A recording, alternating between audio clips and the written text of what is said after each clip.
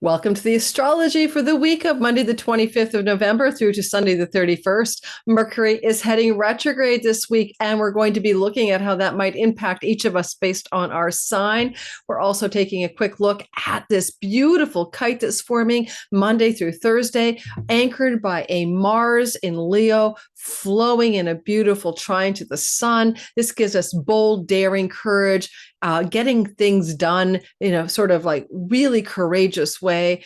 And we're also going to take a look a little bit at the moon. There is a Sagittarius lunation coming up on the weekend, and that new moon is happening on Saturday or Sunday, your time zone dependent, on the Star Antares. And on the Sabian symbol for a golden-haired goddess of opportunity. But I've already covered that moon in great depths in my Golden Opportunity Moon video that I put out 2 weeks ago. So I'm going to link that to the bottom of the description box and to the top of the comment, so you can go watch your sign for the in-depth look at that lunation and how it might impact you November 30th. I had 2 weeks. For this week, we're really on that Mercury retrograde narrative. It's an important retrograde. Mercury went into shadow in early November. It doesn't come out to early January. And so things that this retrograde bring us in touch with are stories that have been activated at the beginning of the month of November. So we'll break it down as well for your sign. If you don't know how to listen to astrology, you're going to my rising sign, my sun, or my moon. Your rising sign is everything about you in the game of life. It's your avatar, the character you play. It often is quite circumstantially accurate. The sun, career, purpose, reputation, but the deepest essence of you. You could call it the soul energy or your eternal nature. And I listen to sun and I listen to rising because I find them both useful.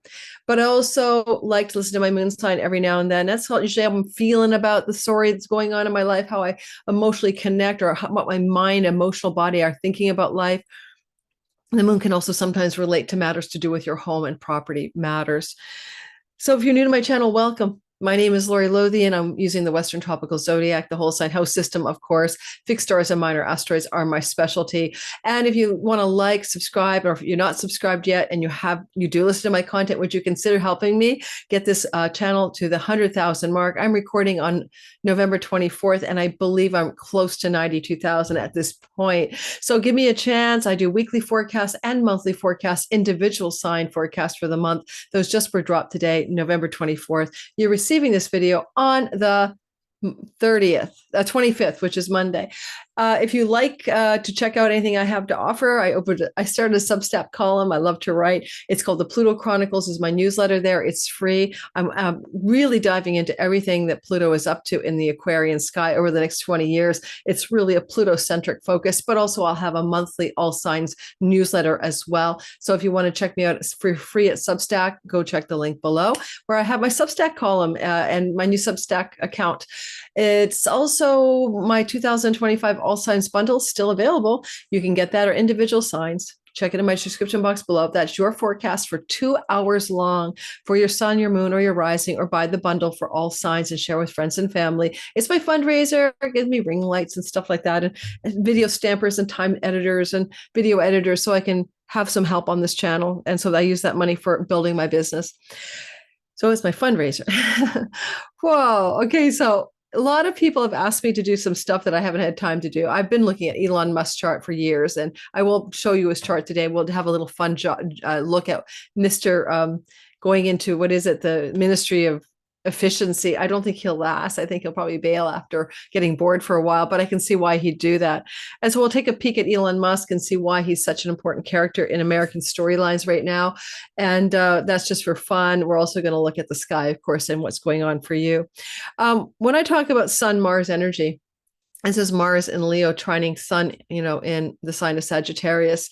This is a story that's not that unusual. These kinds of trines in fire, signs, Leo, Mars, Sun, can happen basically once every 2 years.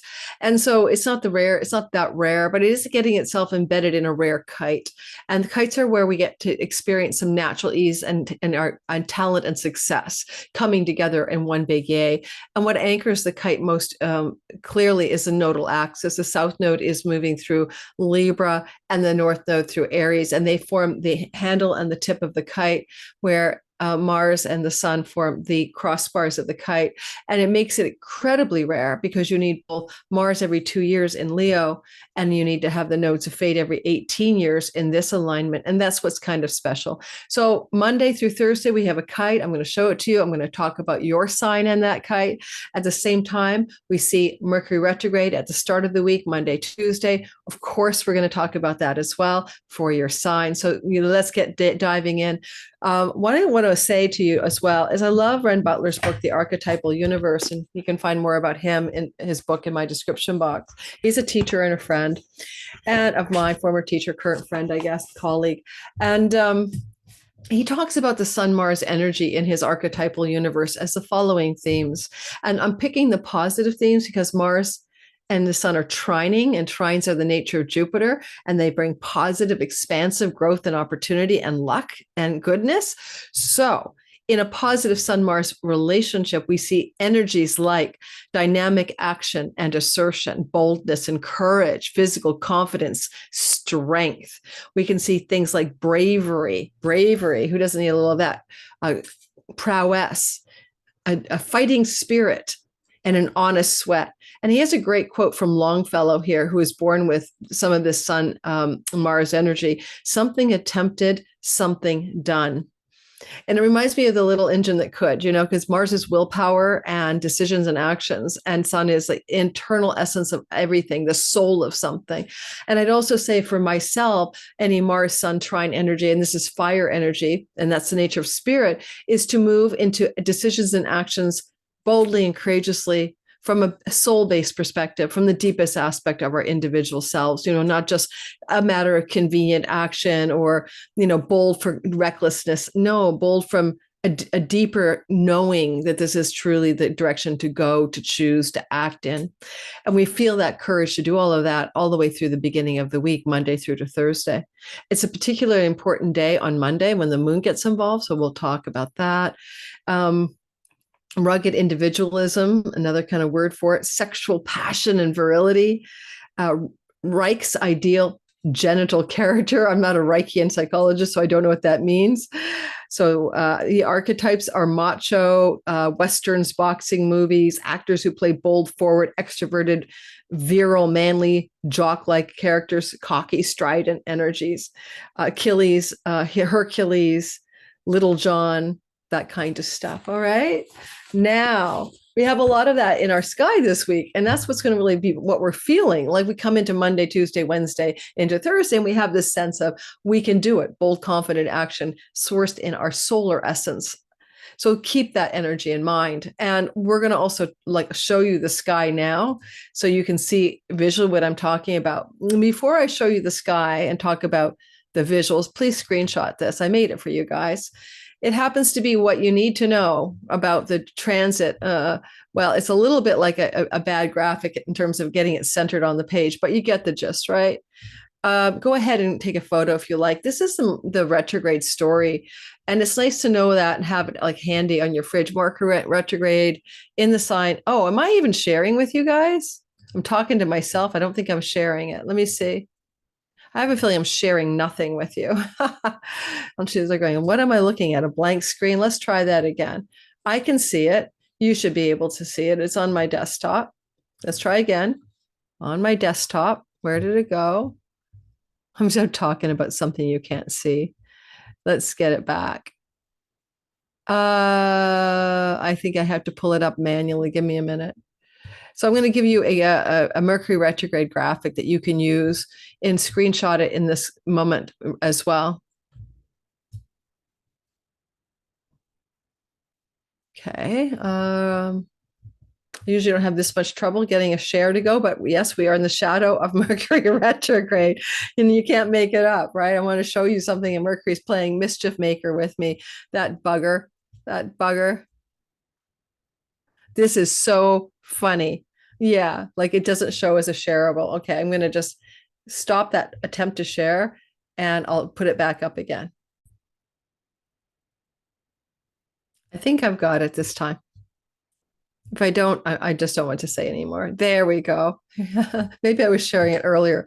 So Mercury retrograde in Sagittarius, right? November the 25th to December 15th. It's going to be the 26th, depends on your time zone. And you'll notice that on November the 7th, 2 days after the United States election, Mercury entered the retrograde pre-shadow period at 6 degrees of Sagittarius. That's important because things that happen in the couple of days after the election can be retrieved, or you have to go back and revision or revise them. Now, the electoral votes were pretty well in. I mean, Kamala Harris had done her concession speech on the night of the 6th. So it really, other than Trump appointing his chief of staff, Susie Wiles, on November 7th, not much was going on. So we have to look to say, well, November 7th, something may have been happening around that time through to November 25th. And now we're going to go back and reassess that, relook at it, the collective, not just about the election, but I'm bringing the election up in the United States because Sagittarius is the first house of the identity of the USA, right? And so what has happened between November 7th and November 25th that we may have to go back and redo, revise, rethink, or the world does? Well, maybe one of them is the Biden administration decided to two thumbs up Ukraine using weapons that the United States produced and lobbing them into the middle of Russia. That is something that might have to be revised, or something that might have to be reversed course on, as a character of the United States ascendant is dealing with that current administration's decisions. So on November 25th, Mercury will station and turn retrograde at 22 degrees of Sagittarius. By December the 15th, he's ready to head direct at 6 degrees. Have you noticed the 6 degrees Sagittarius on November 7th, 6 degrees Sagittarius on December 15th? By the time we get to December 15th, in your life, in my life, in the world at large, Mercury has gone back and covered all of the same ground that he was traveling as early as November the 7th.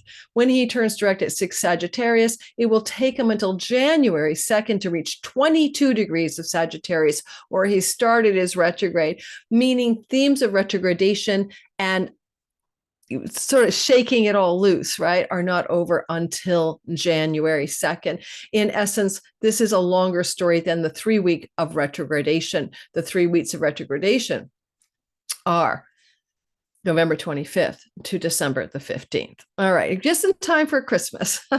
Mercury is in his elemental fire sign energy. I mean, last year, 2024, he spent 6 months in Leo, Aries, and Sag, and he's doing it more or less half-assed here, but we are still in 2024, and he's in this retrograde Sagittarius, bundle of energy. You might find that this is going to make you wonder if you have a kind of fire in your belly at this time, because Mercury is finishing a fire energy for the world, meaning that there are things going on to do with getting all fired up, right? Getting all fired up about passionate, creative, impulsive actions in the world that you're really wanting to get your soul involved in, Leo, your soul.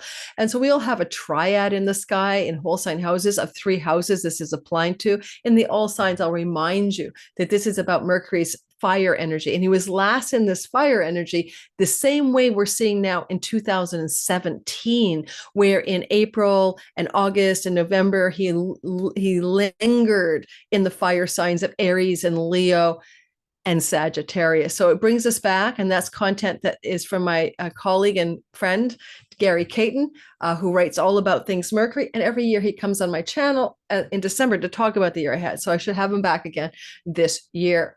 Now, I just did a really weird twisty. This is my not a very comfortable office stool. We're going to go ahead and keep going. What about the sky? Before we do Elon Musk quickly for the Musk fans here, let me show you something. I rectified Elon Musk chart ages ago before we had a birth time for him. And I said he was a Cancer rising with the moon in its joy in the house of PayPal and social media and marketing, selling, and Tesla. So it wasn't a hard rectification to do, but he is a Cancer rising. But we're not doing him yet. What we're doing here is the sky. I want you to see a kite. I want you to watch what I'm seeing, okay? This is the Monday, the 25th. Okay, where did my kite disappear to? What year am I in? I'm in Vancouver, Australia. Where the hell is Vancouver, Australia? Can someone tell me why my software likes to do weird stuff like that? Let's fix it. Good old Canada. All right. No, it's not going to hold. When you talk about Mercury retrograde, and this is the 24th, he's turning around on the 25th, you are seeing this in action. This is tech snafus. This is crazy. I'll fix it. I'll be right back. Yeah, you can't make this stuff up. Here it is. It's all back and everybody's happy. I'm not in Australia, Canada, or whatever, Vancouver, Australia. So here we have the sky. I want to move us back to what I was trying to show you on the 25th is Monday. There's the kite. And this is basically a good day in a way because the moon is joining the south node, really giving this kite some energy, really giving this kite some, intensity. And this is a last quarter moon as well. So it's about, let's see, all the way here. It's coming into the last quarter moon. It's not quite there yet. It's a waning gibbous last quarter moon.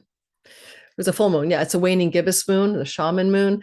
But you can see that this is a kite that you can use because it gets anchored in a fire trine. What trine? Mars at 5 degrees of the sign of Leo down here in the 5th house with asteroid Minerva, the goddess of knowledge and wisdom and strategy in war. And also this is little guy here, Ececlus or whatever, Eclecus, I can't say his name. This is a centaur who was brutally murdered. And it just happens to be that Mars is connected to him and will be around December 11th or 12th, completely activating some really intense stuff to do with this centaur and Zeus.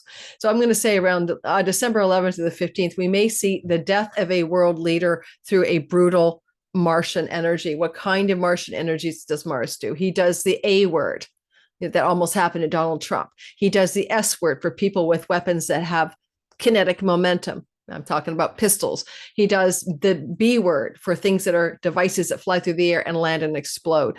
So, trying to not get algorithmically punished, we're going to see around December 11th, the Mars asteroid here. I'm going to say the name properly for you because I may as well. Echeclus, Eclipses. It's number 60558, and it's the story of a centaur who was killed violently, rammed in the face with a blunt spear. Okay, there you go. So, and then the reason I'm bringing it up is way down the pipeline in the December 11th, 12th. This is when Mars will be opposite Pluto on Zeus. Zeus means king of Mount Olympus. So there's definitely sort of a violent energy, maybe a violent demise of a particular leader in the world, maybe occurring on December the 11th-ish or so. But we're not that story this week. What we're in here is this beautiful kite.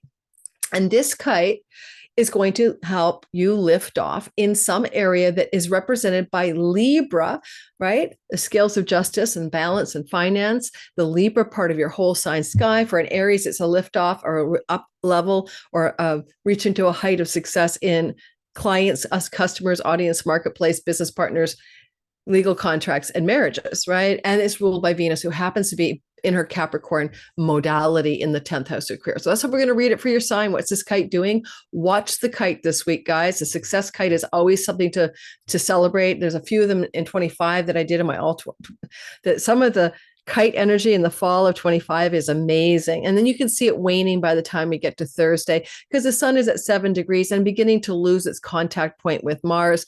And then by Friday, it's kind of off the grid.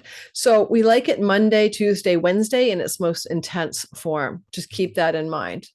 And then by the time we get to Thursday, Friday, the kite is in waning mode. Mercury will retrograde on Monday. Let's get into that right here. Mercury will turn retrograde on November, that's Tuesday, because he's all time zone dependent, but he will be in some time zones turning around in the Monday zone of in time. Let's just move him ahead by a few hours and get it right. If anybody's obsessive about this stuff, or any OCDs there, it's going to be November the 25th, turning around 6:43 p.m. in Vancouver, Canada, or like Los Angeles time zone. So it's the evening of the 25th that things go back, but we're already feeling it. I'm already feeling stationary. And that's like the snuffles and kerfuffles and the problems I've had getting this video, not to have glitches and sharing stuff with you. So that's the story, right? And you can see it playing out. And that's what it is. You're going to find that now for 3 weeks, this retrogradation is in play. And, technically you we'll find that travel plans can be delayed and that technology, I'm not trying not to buy a laptop during these 3 weeks. I need a new one, but I'm waiting till he's out of retrograde because it will be a lemon. I've done it before by mistake. I said, I'm going to buy this piece of equipment when Mercury's retrograde, and it didn't work out very well. So we need to get December 15th onward, maybe get Mercury out of his, retrogradation for major purchases of technology devices. Or if you want to travel, fine, you can still travel, but you likely travel to places you've been before more successfully than brand new places. When he's retrograde, he's close to the earth. He's magical. He's the magician. He's mystical, and he will eventually go into the heart of the sun in a Cazimi. That's in January. We'll be talking about that. Was it January? I think it's January.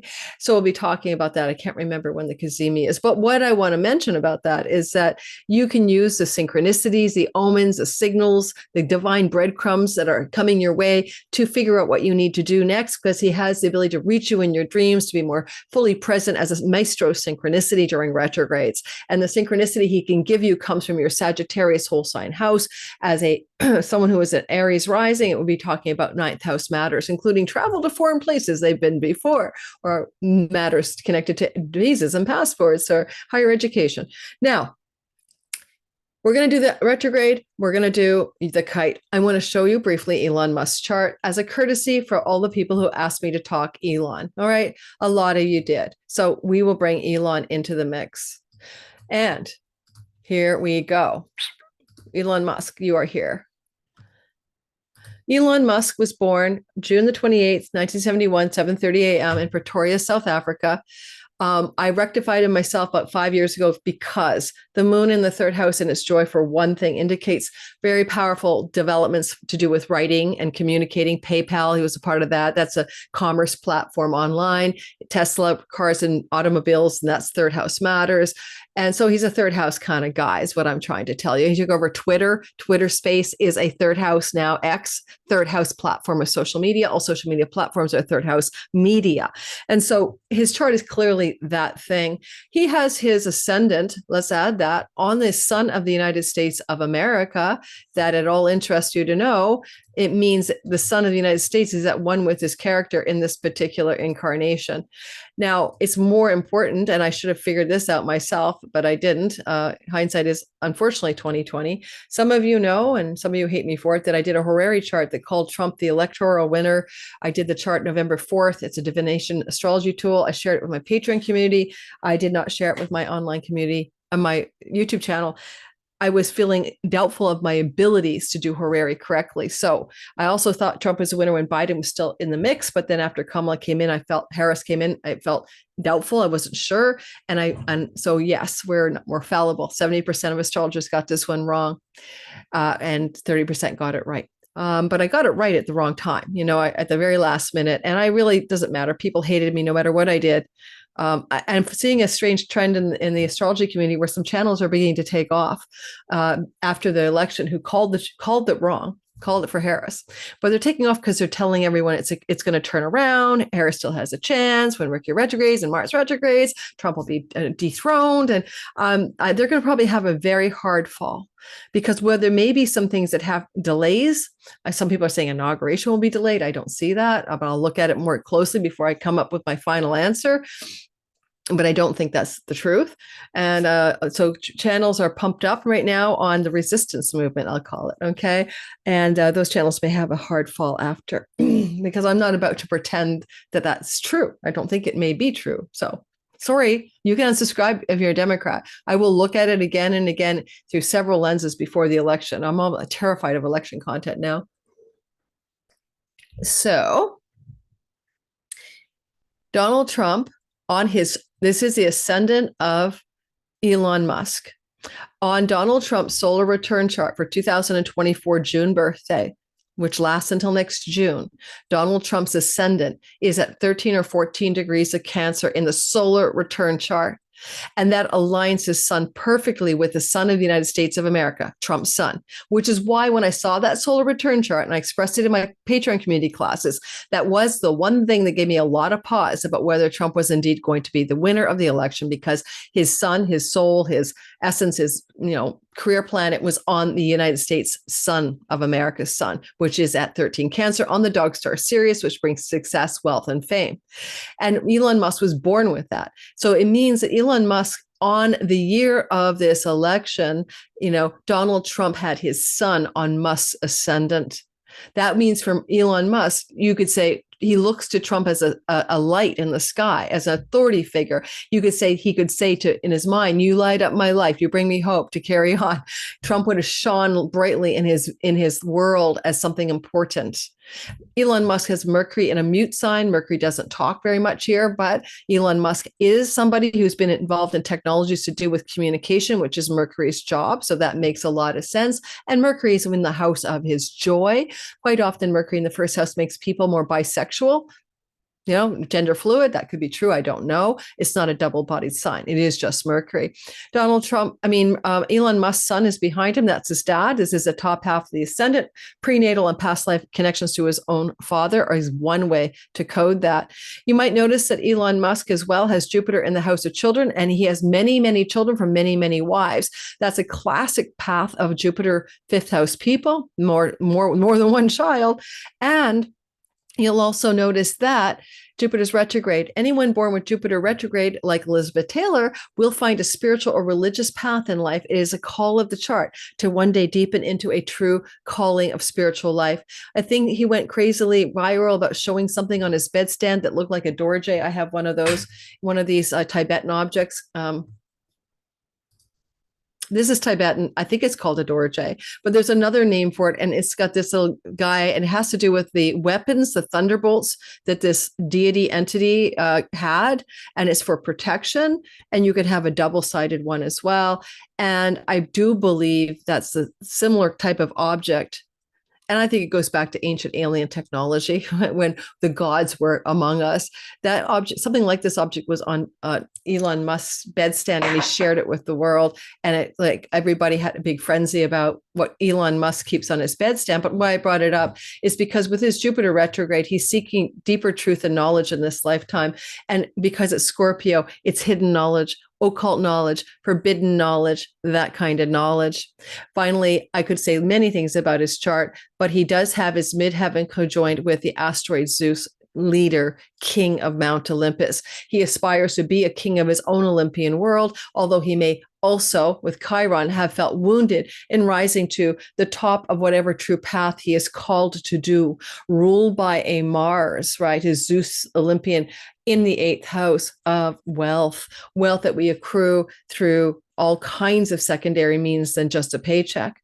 Now, if you wanted to be the efficiency minister for the United States, that makes sense, because this is about financial stuff. You'll find accountants in the 8th house, financial advisors, stock markets, financial planners. These are 8th house monies. And he's going to be efficiency, right? Ruled by Saturn, the god of restriction, agency, head of. And that's right here. Head of. Will he like this job? Stick with it, keep with it? I'm not so sure. I'm not going to go into all the reasons why, but he's in his profection age, called the 6th house age, because he's 53. So we go 48, 49, 50, 1, 2, 3. He's ruled by Jupiter. Yay. He became, next to power, to kings.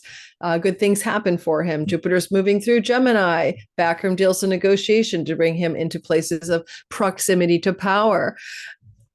However, also in the 6th house age, right here, he's on service, work. He wants to be of service. Our 6th house calls us to service, and it can be a job or it can be acts of service. And maybe he thinks becoming a governmental authority is an act of service. He certainly doesn't need money from a job. And so he's service orientated and service focused. And when Jupiter moves into his 1st house next June 9th to June of 2026, the guy is having a good year, a very expansive, very positive energy. However, there is going to be an eclipse on Chiron next March 29th. It was the eclipse of March of 2023 on his midheaven and on his Zeus that led him down the path of political ambition. However, he will have an eclipse to the Chironic wound in the house of career, reputation, social standing, and purpose.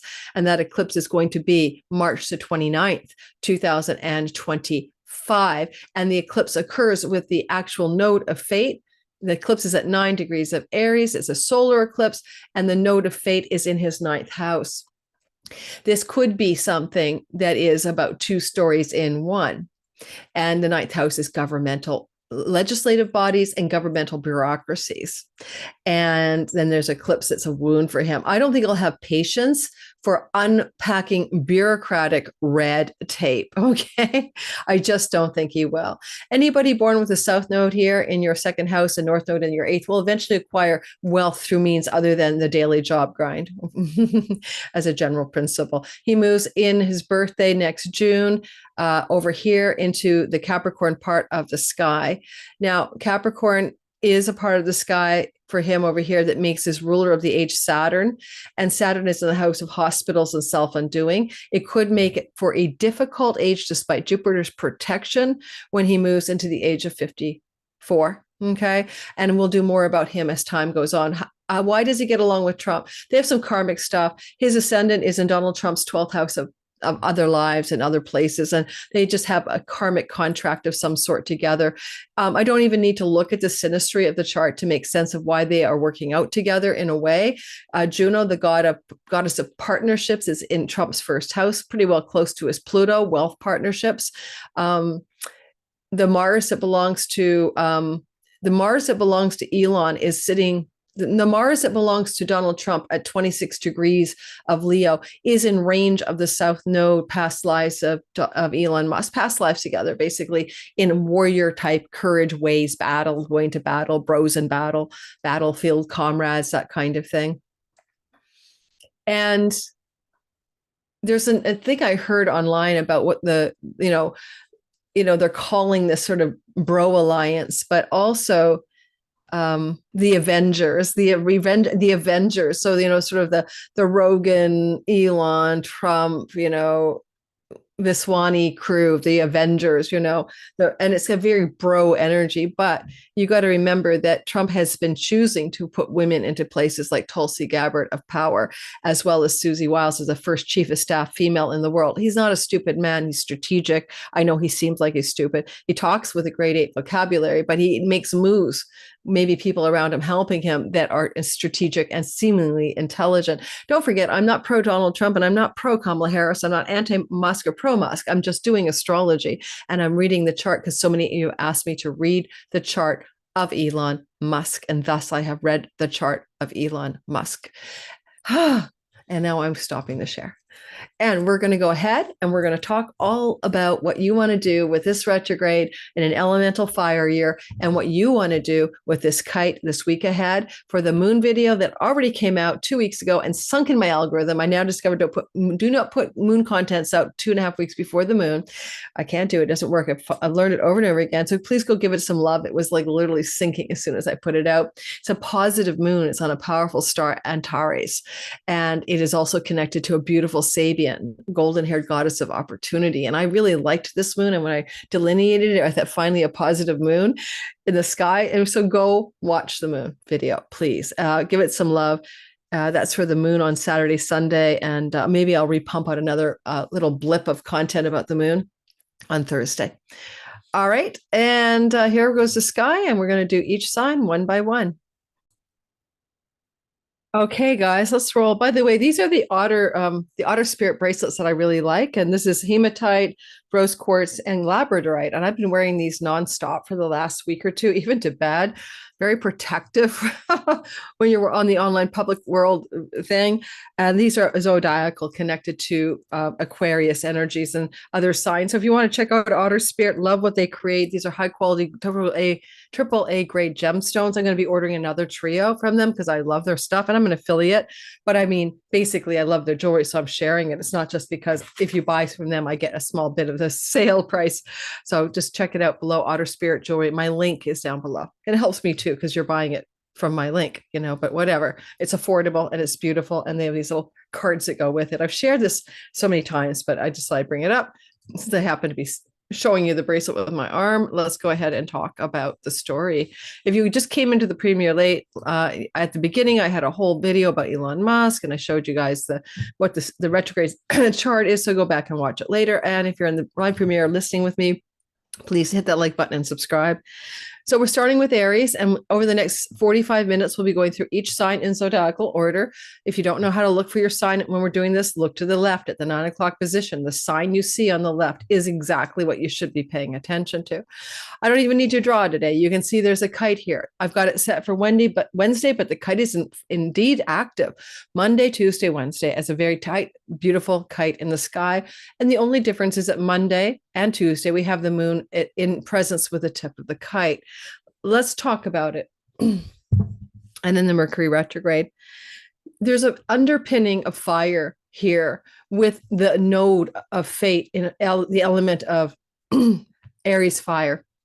The sun in the fire of Sagittarius, and good old Mars in the fire of Leo, getting ready to turn around December 6th, but still direct. And this energy says can do, right? It's honest sweat, it's bravery and prowess and courage and assertion and dynamic action applied to the significant others of your life. You are literally going to apply this brave, courage, dynamic action and boldness towards the relationships that you consider important to you. And it's actually been in place since Sunday. So, you could, if you really were to back in time, it was actually in play already Saturday, Sunday, Monday, Tuesday, Wednesday.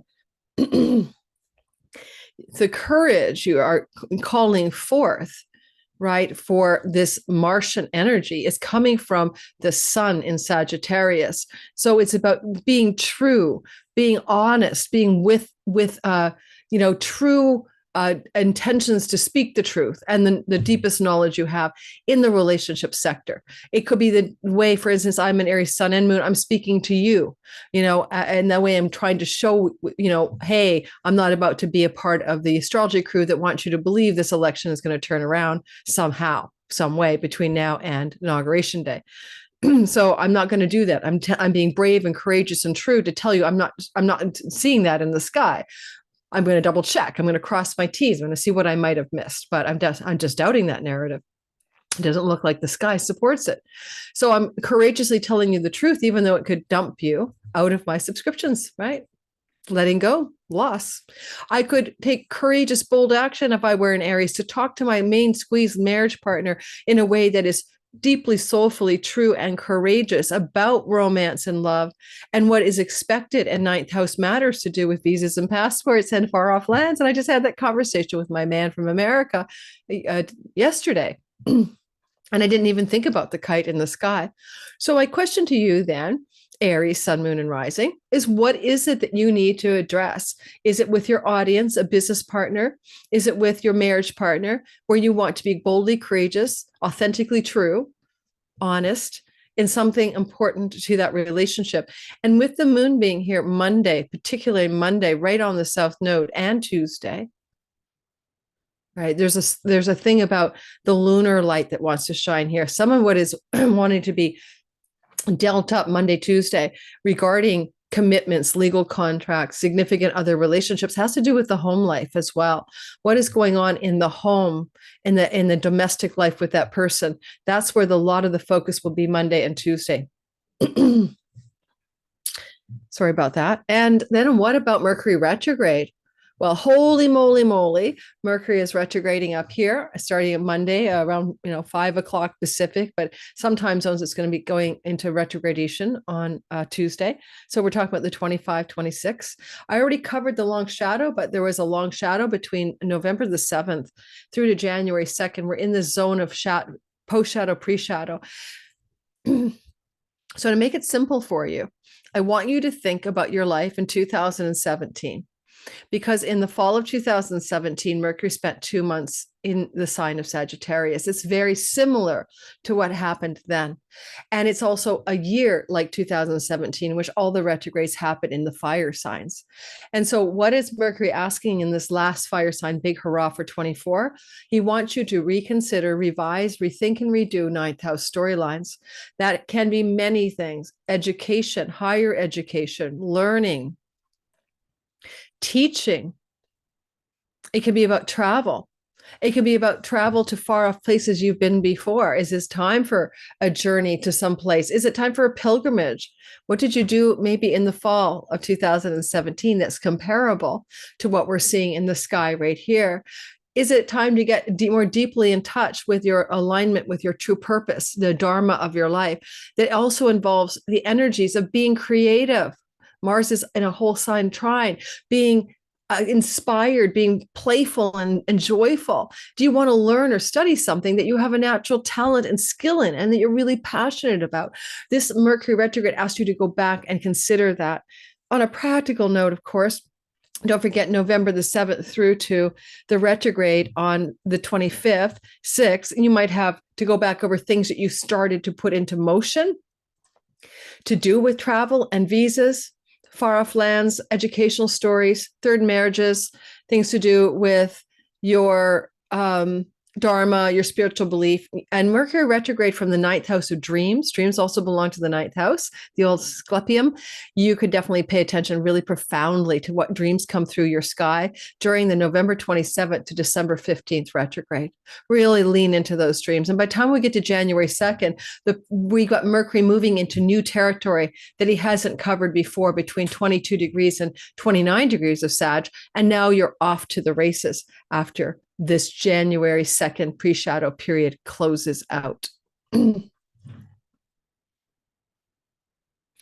more thing I will say, legal matters and court documents and judges can be very much to do with the ninth house. And because where he's retrograding is that stuff, is there any possibility that legal matters that were not completed, that you started to try to get done, or bureaucratic matters or matters to do with government, red tape, bureaucracy, institutions and or governments and or courts and judges, and you have not been able to resolve it, you have to go back and retrace your steps, right? And you're retracing your steps, as I said, to steps that you started to take November 7th, and you retrace those steps November 25th through to December the 15th. And that's what I have for you. Let's keep, oh, and last thing, sorry, I almost forgot. The kite, the tip of the kite is being managed by Venus in the 10th house of career.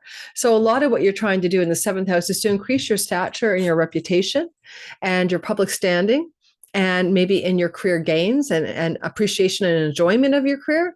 And you're going to do that by what you address here. So for me, example, I'm telling you guys, I'm laying it on the line. I don't care. You can unsubscribe. I don't care if I reach 100,000 anymore. I'm just being very honest, because I need to enjoy my career too. And that means being Venusian at the top of the sky without compromise. And the kite says success, and all fired up by the fire trine in the middle.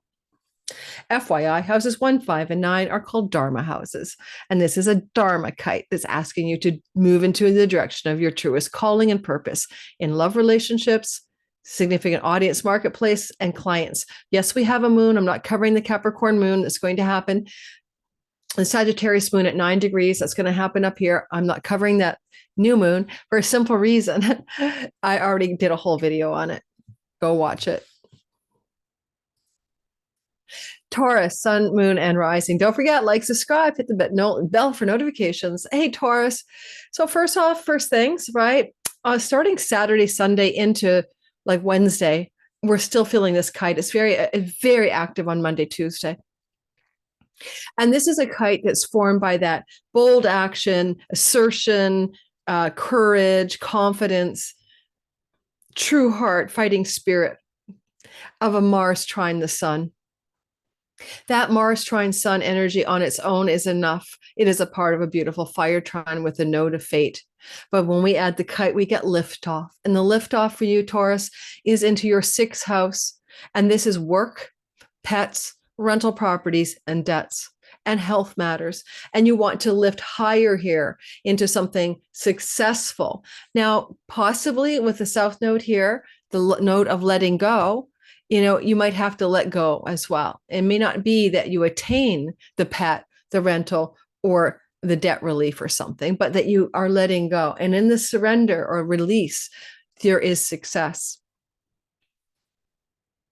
You might notice that the moon will be here Monday and Tuesday, and that is very important. The moon is the ruler at the tip of a kite on the south node of spiritual wisdom of your third house, matters to do with neighbors and neighborhoods and younger siblings and aunts and uncles and cousins and skills-based learning and things to do with your online social media life are part of the release point here. So what must be released? Because the moon is saying, yes, let go, but you get success in the letting go or in the surrender rather than the grasping and the striving. This kite is ruled by Venus, and Venus is in your ninth house of legal matters, courts, and judges. So some of it may involve legal matters and debts, and there is a need for you to release that, because actually the moon in the house of travel might say, oh, well, just release whatever this thing is so you can go off and have a trip. I don't know. You might find Venus up here wants you to go to school. Higher education is here, but you have to let go of a situation connected to sixth house matters. And sometimes sixth house matters is these karmic debt relationships, but also just something to do with debts itself in its very own way. And, you know, having the kite connected to Mars in the fourth house of home, property, and real estate, and the sun in the eighth house can indicate matters to do with mortgages and loans and banking and land. And some of you may have to understand that you have to go with, yes, a fighting spirit and the honest sweat. And if something attempted, something is done. Mars is in that relationship to the sun, but yet they both say, what is it you need to let go of? If there's been distress and fighting in the home and there's Minerva, you need to have knowledge and wisdom about it. What do you need to let go of in terms of the word home, secrets, debts? And, you know, ultimately, too, I mean, Mars trying the sun might be an ideal time to get a mortgage or refinance a mortgage or move your home and get the money you need. That could work. It could work. But I'm not too sure why the South Node wants you to release something at the same time. So I'm leaving that to you to figure out. And possibly a gentle releasing of an animal in your life, of a domestic animal, for whatever reason. Sometimes they get very ill when they get old, and we have to, you know, help them on the way out the door because they're suffering. That could be something that some Tauruses will experience, particularly an elder animal, okay, in this time of this week ahead. What about the energy of the retrograde? How are you going to handle that, right? 3 weeks retrograde, November 25th to December 15th. And why should you care? Well, you're going to go back over old ground. And the old ground is stuff that you've been thinking about and revising since November the 7th. You were going forward. Now you have to go back, you know, till the 15th of December to redo something. This is the fine print, guys, but Mercury has no eye for it in Sagittarius. Only benefit is he's got a convo with Jupiter called a reception. You could have some kind of need to go back on ground that you traveled from November 7th to the 25th, to do with financing, to do with shared money with a spouse, to do with money from inheritances, to do with money from parents. And you have to go back or getting a budget or managing your debts, your credit cards, your bank loans or mortgages. And Mercury wants to go back and do it again, November 7th and now. Here he goes till December 15th. Let's look at that. Let's get the details. And so that's the retrograde that you're seeing there. And again, it ties in a little bit with the Mars in the fourth house. For some of you, it's definitely got connections to real estate or property. I do think that with this retrogradation shadow, right? I mean, we don't really fully get out of the post shadow till January 2nd. That November 2nd to January 2nd is a lot like what you experienced in the same time frame in 2017, November to January, when Mercury also spent 2 months in Sagittarius in his elemental fire year. So the trine for you in 24, the fire trine, is the houses 12, 8, and 4. And those are spiritual houses. They're called liberation, moksha, liberation in the Vedic tradition. They're asking you to get deeper with your soul. I know a Taurus struggling with some debt to do with a property and maybe a bankruptcy foreclosure, but it's taken him into a very deep dive into his soul and the divine plan and a trust in God. So a lot of you Tauruses with this Mercury trine in the fire signs this year, April, August, and now the fall, November into December, you've been tasked with going deep, letting go of addictions, a self-sabotage, self-undoing, looking at your family of origin and divesting from those stories that no longer serve you from your family growing up and all of that, and redefining who you are in this world, separate from the family and the tribe and the culture. And there's been a shift, a spiritual shift. And this is the last one. And Mercury in the eighth house can give you occult wisdom and knowledge, magical and dreamy insights from beyond the this world. You might even hear from a dead person in a dream or to go see a medium. The dead are trying to reach you. I have to say that's what it looks like. So look to your relatives and people who have passed for guidance, put an altar to your ancestors, ask for help. This is your story with the Mercury magic between November 25th and December 15th. And then Mercury goes direct. And by January 2nd, you're out of the shadow period of what began November 7th. And I think that's all I've got for you. I would say Mercury retrograde, if you were to sign a mortgage or buy a house or sell a property under this, just because Mercury is going to go back to direct motion on the 15th, things might have to be reversed. Things will not stick the way you think they will. So keep that in mind. I might wait if I could, if you could.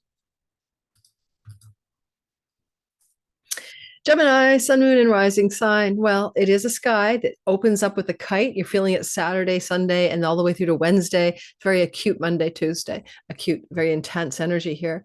And the kite is pointing to the south node in your 5th house of romantic love. This is like romantic partnerships, right? Not like I've been married for 25 years. It's also the house of children. It's also the house of creative projects and entrepreneurial endeavors. Now, it's also the house of your natural talents and abilities. What are you naturally good at? I have a progressed Gemini sun, and I've always been a journalist, an award-winning fiction writer, and I'm a writer. I've always been a talented writer. And so I could say, well, maybe the South Node kite is saying, deepen your writing. Go check out my new Substack. I've got the Pluto Chronicles newsletter there, and I'm starting to write again. I'm healing my writing wound. And if you want, it's free to think about it. Do you need to access this chalice of talents and abilities that come from other lives that are natural to you, that you're born with? Because that's what that South Node could offer you. But you might also have to look at, do you need to let go of a way that you're overly connected to a significant romantic partner or love partner, romance, or do you need to let go of a relationship with a child? Yeah, good luck with that, right? But I tend to overfunction for my daughter, so I've been getting much better. The helicopter mommy is retiring out. But you also could look at this as a creative project where you're going to either go for the deepening of it with a more spiritual edge, or you're going to let it go because this entrepreneurial creative project isn't capturing your attention or it doesn't feel true or right. Mars, bold, right action and confidence with sun, source from your soul, is happening. Decisions, action, and confidence. It's happening this week. Saturday, Sunday, Monday, Tuesday, Wednesday, into Wednesday this week, through wisdom and knowledge in the house of online social media, skills-based learning and teaching, things to do with neighbors and neighborhood, and short distance travel. Now, this could definitely lead some of you to want to take a romantic trip, gather locally with a significant marriage type partnership. That's also romantic, and it's also going to lead to a deeper spiritual union. So there can be a call for some Geminis to do that off this kite. It's got its hand on the north node of friends and groups of belonging. It could be a social gathering in the neighborhood, or just even going to a bar, a pub, a restaurant locally and deepening the connection you have to a significant other. I'll be at Espana Tapas Bar on Denman on Wednesday with my man. So you get the idea here, right? It's going to be very simple but sweet. And on Monday, Tuesday, the moon is sitting with the tip of this kite, and the moon is a ruler of your 2nd house of money, earnings, and possessions, but also speech and voice. So you may speak something true and wise and wonderful to a love partner through till Wednesday. And you may also be investigating creative projects on entrepreneurial businesses and what you need to release and surrender in order to increase your financial wellness. And that will be true Monday and Tuesday as a priority thought. Okay, as a priority vibration. Mercury will be retrograding, as of course, we all know that. Mercury is retrograde on the 25th to December 5th. And he is going to track over ground he covered way back in November on the 7th. And so you're going to go back and cover stuff you were doing between the 7th of November and the 25th of November. And it happens to be in a relationship house. It happens to be where you have the sun. It has to do with what you want to go back and revise in a long-term committed love or business partnership or legal contract. Sometimes also revising things that you started putting out in the world into the audience and marketplace around November the 7th. And you may want to go back and revise, redo, or revision all of those things. With Mercury retrograde here, of course, you guys know that old husbands and wives from the past or long-term committed relationship partners come out of the woodwork, and suddenly they're on your doorstep, phone calling and emailing you and all of that. That's a given. That's a given. They may just need to tie up loose ends, but you will be hearing from long-lost business partners and love partners during this retrograde. And I wanted to mention, as the ruler of the tip of the kite, Venus in Boss Babe Capricorn, may want you to definitely look at, as well as the moon as the ruler of the second house, money. This is a money axis. A lot of what goes on Monday, Tuesday into Wednesday, start on Sunday, is really assessing your creative output, your creative projects, your online social media projects, your way you're reaching an audience and marketplace, and the bottom line, the financial matters. And you're really taking a close, hard look at that. Funny enough, under the influence of this kite yesterday, because it was still playing out Saturday, I did all my taxes. Taxes is like months away, but I went through and got all my data sets ready for my first big tax year as an incorporation kind of thing. So that's exactly what this would look like in this kite, for example. And that's all I have for you. So let's move on to the next sign. Cancer, sun, moon, and rising sign. Well, first off, we have a kite in the sky, and you're going to feel it maybe already Saturday, Sunday. By the time we get to Wednesday, it's waning. It's very hot in the sky Monday and Tuesday. Kites bring success anchored in a fire trine of initiative, bold, daring. This is a kite that wants you to succeed in fourth house matters. It's not what you add to your fourth house. So it might be what you surrender. And you might be letting go with deep spiritual wisdom, a situation in your domestic life. It can be a leaving or a loss of somebody or something in your home. It could be if a kid moves out of the nest. It may have, I'm going to move us back a day to get the moon back in Libra, where I prefer to see the moon there. So give me a minute. It could be the loss of a pet. I'm sorry, but that's where the sun is. Pets, south node loss. And Mars is bold, daring action. And it's committed, honest, what do I call it? Confidence and strength and fighting spirit and stout heart. But that energy of that Mars here with wisdom and knowledge, Minerva, flowing to the sun, that energy is what we're talking about, trining the sun. You're taking actions as well to do with issues of what you need to say or speak in the world, boldly and courageously from a true place. But you also may be doing something to do with money, savings, spendings, earnings, and work. Or this is really good for changing your diet and getting rid of addictions. But you're doing something like that boldly and courageously early in this week. And the fire trine itself is anchoring itself in the Artha houses, North Node in the 10th house of career and reputation, where you're damnedest to be on purpose, Chiron, the key to purpose, trining Mars in the second house, trining the sun in the sixth house. These are work, money, and material success, initiative and excitement and bold courage action going on. Okay. So I don't know what you're doing here, but it looks good on you. The moon is the ruler of your body and your mind and how you see yourself, the avatar of your Cancer identity, you little crab claws, and you're very defensive and protective of your family. But the moon, as the ruler of your identity, is in the fourth house of the home at the tip of the kite. And the nest and the domicile, I don't think you're surrendering the domicile, but some of you may break a lease because this is a house of leases, right? And decide to de-lease from a property off of this kite. Otherwise, things to do with your nest and how you really feel about the things going on there are where the focus will be for you during Monday, Tuesday, Wednesday. Mars is the ruler of your house of children. So some of this is going to maybe be about words to speak or financial matters connected to children.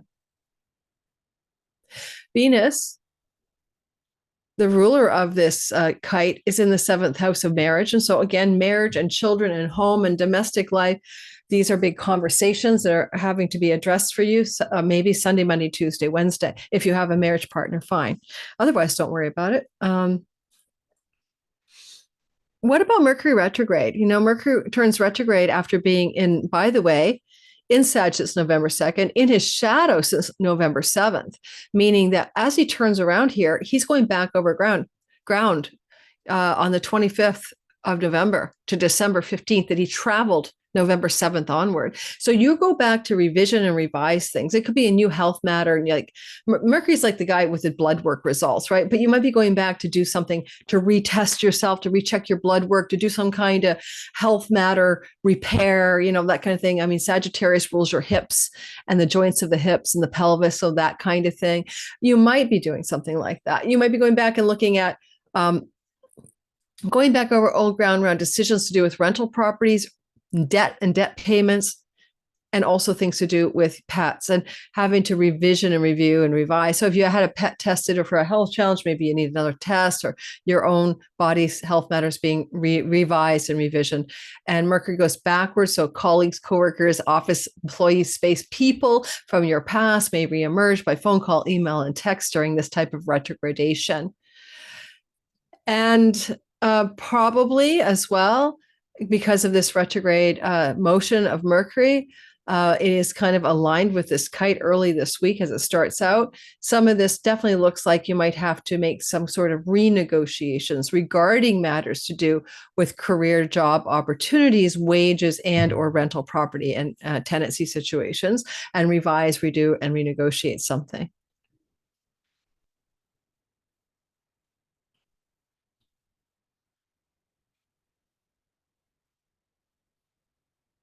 Because this moon is coming in, it's a waning moon. It's going to go into the new moon, but on Monday, it's right on the north node, and it is a waning gibbous moon, if I remember correctly. And that waning gibbous moon can be like the shaman moon, and it involves matters of death. And I'm just going to say, with this sun here, Mercury, some of you may have, I know people get mad when I say this, and people say, not everyone has a dead pet. No, of course not.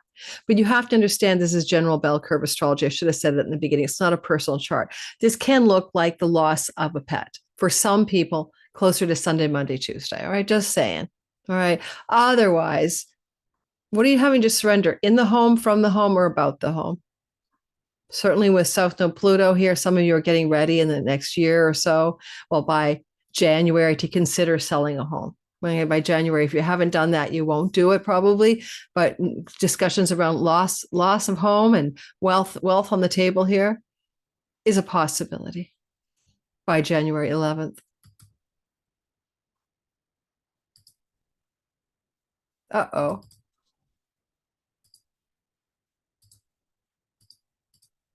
Leo, sun, moon, and rising sign. We have a fire trine firing up your Leo fire.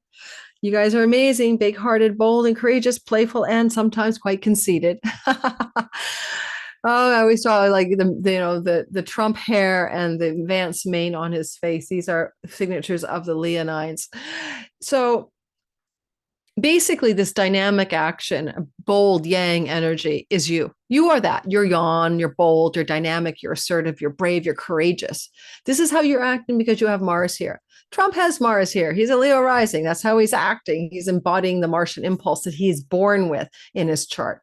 And so as you experience this kind of, energy, it's really activated with wisdom and knowledge at your side this week in a kite that's anchored in this, that's added to with the sun. Now, the sun is the solar energy. The sun is the eternal self, and it's the energy of the deeper part of ourselves. So, the spark of our life force, our vitality for life, our reason for being incarnated. And this solar energy flows to you. And so you're finding a lot of Leo, something really good is happening. It could be sparking romantic love in your life. It could be sparking up creative projects or entrepreneurial success. It could be sparking up a fire of faith and hope and optimism regarding your children, or your children are having a beautiful up level. This is a house of children, and Jupiter rules your firstborn child, by the way, and a secondborn child would be Aquarius. I mean, in this chart, well, it's true for all Leos. And so what is going on here is something wants to like uplift the vibration with your romance, your joy, your fun, your play, your pleasure. This is Sunday through Wednesday. Maybe felt some of it Saturday. And you're also noticing that there's a kite attached to the story. It's a south node in the house of the sibling one younger than you, your aunts, uncles, nieces, and cousins, and nephews, and your neighbors, and your childhood friends. And the kite says success is letting go, surrender, and release. You could let go of a travel opportunity. You might surrender or release something to do with a skills-based learning opportunity, or conversely, something you're really naturally talented at. Solar energy in the fifth house calling you to study and learn. And perhaps you're looking at enrollment in some kind of webinar or online course, which is very the kind of courses we see in the third house.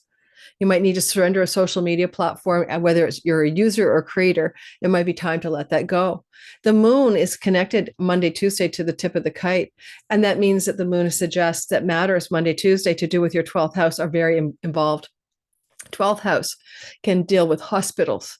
12th house can deal with matters to do with your self-undoing and addictions. And you have some overlay of those sorts of surrenders and releases as well. The North Node is anchoring the kite up here in the house of Dharma. And remember, we talked about this being an elemental fire year for Mercury. We're going to get to that. But this trine is in the fire Dharma houses. And by Dharma, we mean getting in alignment with one's true purpose, hooking up the phone to God, getting down with faith and spiritual belief, understanding your spiritual place in the world and the meaning of your life. That's what you're really focused on, really Saturday through Wednesday. And even a little bit more than that because of the Mercury story, which we're going to get to shortly.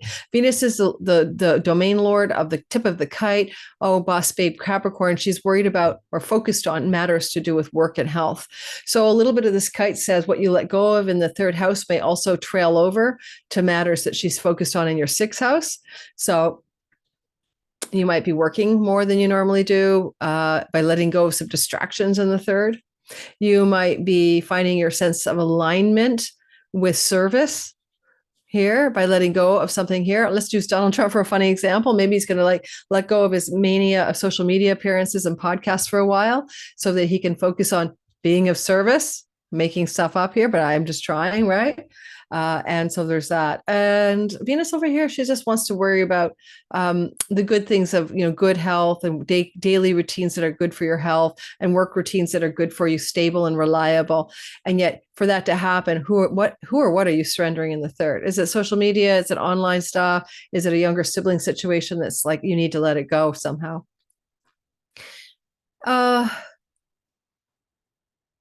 Or take a course of study that has a professional edge for you, or enroll in that course this week ahead. Mercury's retrograde. We know what that means. We all live through it, but this one is very similar to a retrogradation that happened in November of 2017. It's elemental fire energy is back in 2 months in Sag is here. He started in Sagittarius November 2nd. He got into shadow zone November 7th. Then it means that as he turns around retrograde on November 25th to December 15th, he's going back over the old ground he's been before.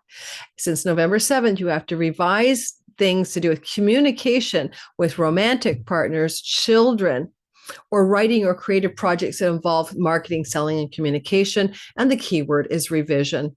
If you're in a romantic relationship, you're going back on your word, or your partner may be. If it's a child, they're having a discussion with you that you had before, but it needs to be had again, right? As Mercury retrogrades here, if you're an artist, musician, a creative type, you're going to revise the project, redo the song, fix a canvas, do it again, go for revisions here. Lovers from the past come out of the woodwork. And I don't mean like your marriage partners. I mean like the flings you've had. And suddenly you find these romantic dating type people, emails and phone calls, text messages are all coming back to you again. Oh no, what's this mean? They want to talk again. So look for those things to emerge in the 3 weeks of this retrograde as well. This is a retrograde that will also remind you of 2017. The whole year of 2017 activated the Dharma houses.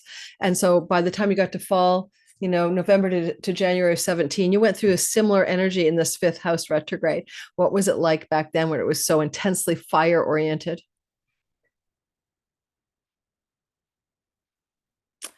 And I don't think I forgot anything about the retrograde. If you had a dead creative project, like, you wrote a book and you stuck on the shelf, or a painting canvas that you put in storage, sometimes I see artists go back and pull out a project that they had been working on from the past and start to work on it again. That's a common way this plays out. So let's see how that goes for you. And you are that Mars energy, and you're going to retrograde, and you're going to revise, rethink some of your decisions and actions as well. But that's my Mars retrograde video coming out soon.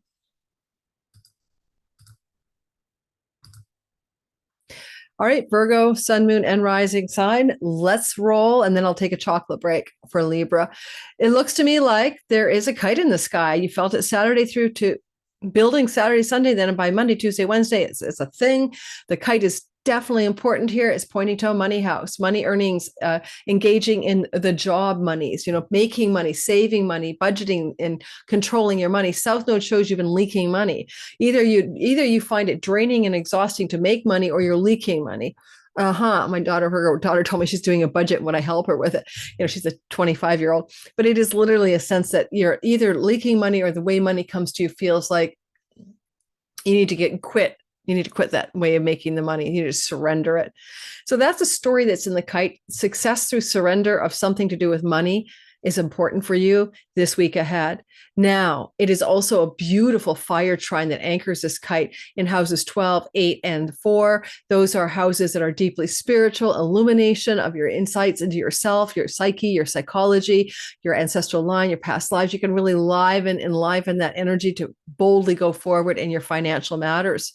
You also have father or father figure energy and a trine to Mars in the house of hospitals and the North Node in the house of inheritances. Just for a smidgen of you, a father figure, I don't care, great grandpa Joe, great uncle, Billy, maybe an elderly dad, could be looking at giving you some money, or you could be in alignment for some inheritances off of this week's sky. Right? No, it's not a long sky. It kind of wanes by Thursday.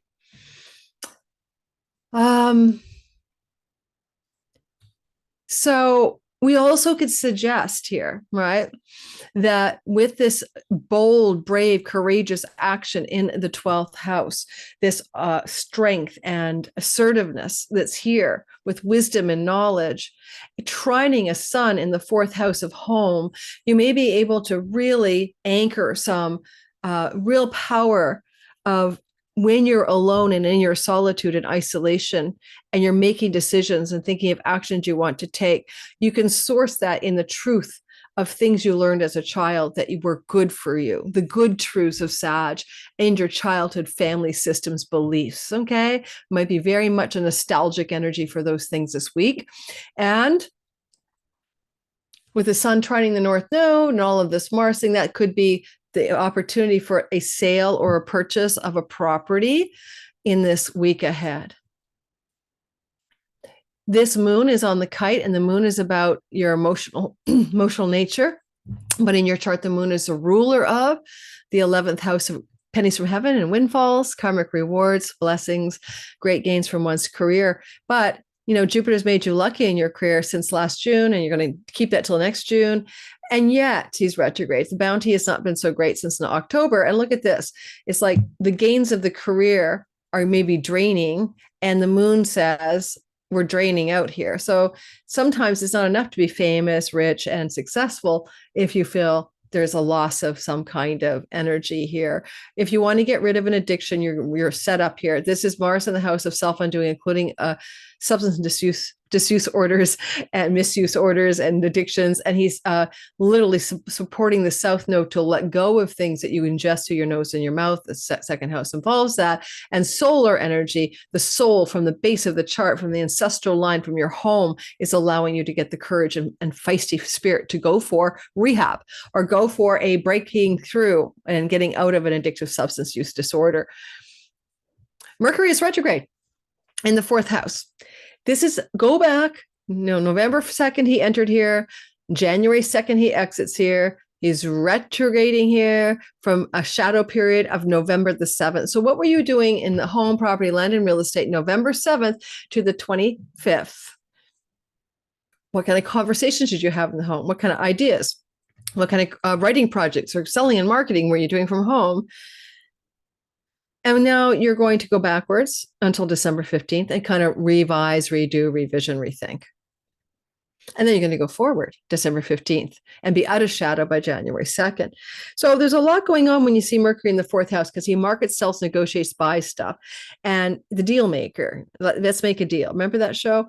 And the deal maker is flowing to the whole 8th house, mortgages, refinances, buying, selling, escrow, inheritance monies as well. Legacy wealth is a fourth house. So, and the sun is there, legacy wealth from a father figure. So, you may be renegotiating terms to do with some kind of property investment or property ownership or sale. That could be happening here for sure. And you might be spending a lot of time going over paperwork, and that can involve taxes and situations with taxation as well. And that's the retrograde cycle. Otherwise, you were a child at one point, and you live with a mom and dad, maybe some siblings, and those are your fourth house peeps, and they may be getting in touch with you, emails, phone calls, text messages from the past. Now, the past would indicate you've been out of touch, right? So maybe some of these people that you've been like not so in touch with, distant from your family of origin, may be in touch with you. And finally, some of you may travel to places you've been before connected to home and homeland. Protection from Mercury, backward travel during the retrograde time frame. And I didn't mention this, but the tip of the kite and the drainage on your money, or the exhaustion of the money, or the food style changes you need to make, is ruled by Venus in the house of fun, play, joy, pleasure, art, and creativity. Maybe some of you just aren't having a lot of fun making the money you're making and the way you're making it, and you've lost the creative juice for it and the inspiration for it. And that's what the sky wants you to, sort of let go, so you can refine that in your life. All right, it is chocolate break. Don't forget to like, subscribe, and hit the notification bell. I'll be right back. I just had the best chocolate ever, guys. I'm finding all these little chocolatiers that make these, really exotic. That was lavender orange chocolate, domestic Canada chocolate. I mean, stuff like this makes me happy. All right. If you hadn't hit that like button and subscribed yet, and you're not sure why you haven't done it, it's because you like this all signs content in great depth for your sign. Please like, subscribe. Well, let's go for this Libra sun, moon, and rising story. We have a kite pointing right at you. Yeah, like you are the epicenter. All right, this is your sun, your moon, or your rising. Remember, sun, career, purpose; moon, home and safety and body, and things to do with your emotional comportment; and rising, everything about your life. And here we have a kite. You are at the tip of a kite. So the first thing to mention about this Saturday through Tuesday energy is that the kite is connected to a trine of fire. The fire trine, Mars in Leo, North Node in Aries, and Sun in Sag. These are houses 3, 7, and 11. They're relational. You and groups of people, you and your significant other, you and your neighbors and neighborhood and siblings and local communities. It's basically you and people. So you're in a very relational fire trine, lots of initiative, excitement, daring, trying new things, getting in touch with others, having new ideas, new social media ideas, new ideas for your writing and communicating projects and market and audience and greater career gains as well. That's the vibe of the fire trine. And it's pointing in a mini grand trine tip to the south node in the sign of you. What do you need to let go of that is in the way of you being successful? Because the south node is what we surrender, what we release, and what we must, take the toilet plunge, flush the toilet down the drain. What are you flushing down the toilet that you don't need anymore? And Venus is the ruler of this. And she says it has to do with ancestral stuff. Maybe your family of origin, childhood matters. And what did you take on or adopt or learn or become hobbled by that comes from that part of your time of growing up?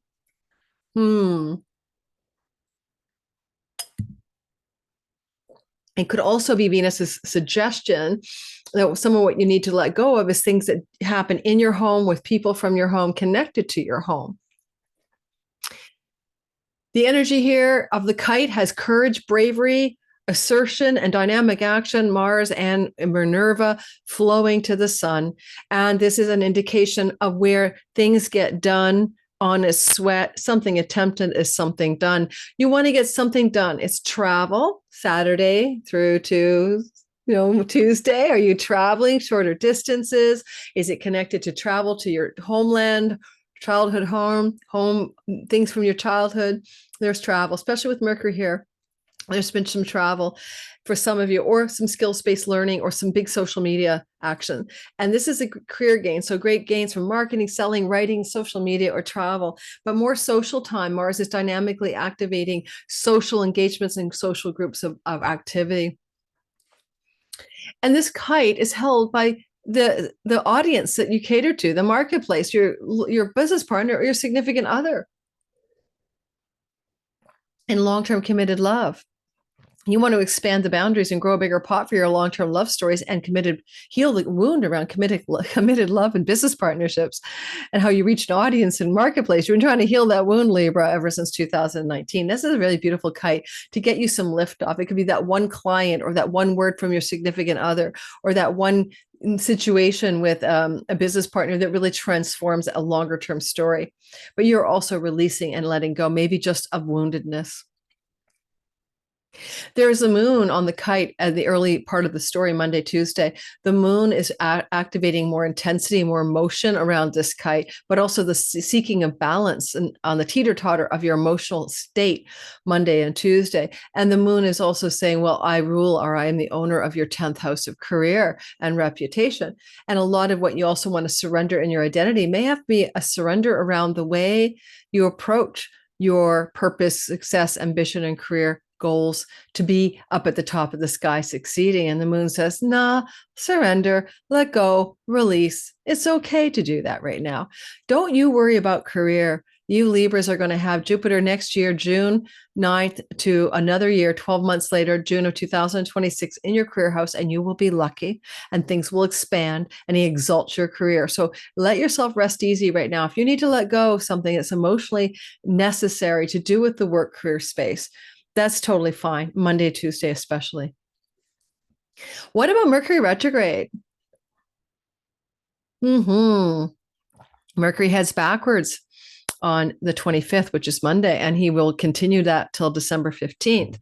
Mercury is retrograding from a shadow zone that started November 7th, and it would behoove you to think, what was I doing November 7th to December 15th? Because what I was doing then, I'm going to redo now. I'm going back over it again and revising, rethinking, and redoing it in some way, revisioning. These are matters where Mercury is sitting that have to do with writing projects, learning and teaching environments, skills-based, short distance travel. Maybe you went traveling November 7th until now, and now you're going to go back and travel there again, return to those places, or revise that writing project, that social media website endeavor, that marketing and selling, communicating strategy. They're all ready for revision. Or you may hear from aunts, uncles, cousins, nieces, nephews, siblings, younger sibling from the past, coming to you with emails, phone calls, and text messages. A lot of that during the retrograde as well. More connection, more communication from those types of people connected to your past. Now, one of the things about this Mercury, as he's going retrograde, he's still in the shadow of this whole story until January 2nd. So it's like November 7th to January 2nd. You're still busy on all of those third house themes. You haven't finished them yet. So there's a lot going on, and especially for those of you who are marketing, selling, social media, writing, you have careers involved marketing and selling. Don't feel you're completely in the clear December 15th. It's by January 2nd, you breaking out and onward in this whole zone of the retrograde kerfuffle comes to its close.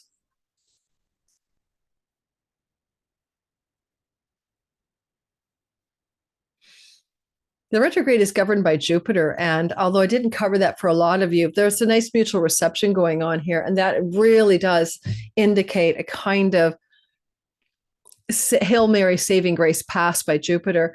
And so I wonder if some of you also in this travel back to place been before, may engage in long distance travel to foreign shores and lands that you have already been to before. And that would be true for some of you for sure. And we're again talking about the retrograde cycle through to December 15th. And it just, crossing a country boundary. All right. That's what I mean. All right. We're moving on to the next sign, which is Virgo, sun, moon, and rising. Let me just take a little bit of my vitamin C and my quercetin and my cod oil pill.